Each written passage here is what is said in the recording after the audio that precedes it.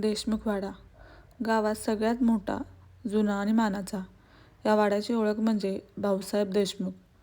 कडक शिस्त, शब्दाला वजन आणि परंपरेवर अढळ विश्वास. सकाळ झाली होती.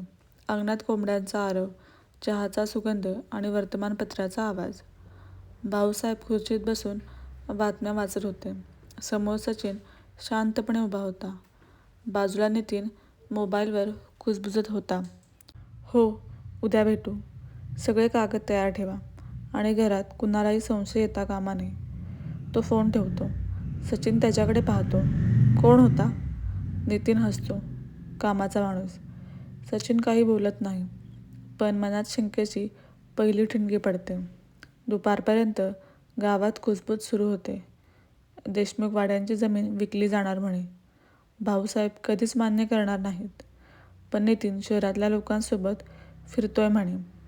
ही चर्चा संध्याकाळपर्यंत सगळीकडे पोचते.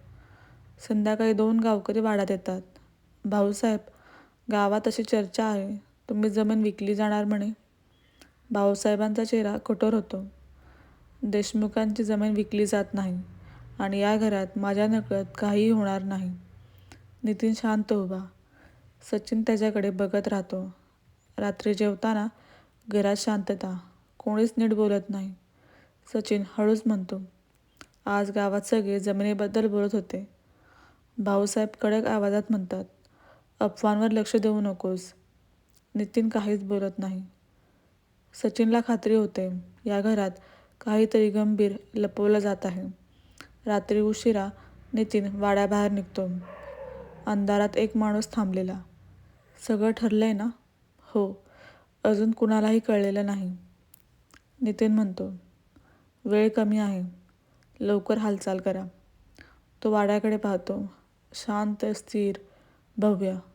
पण त्या शांततेखाली एक मोठं वादळ जन्म घेत होतं.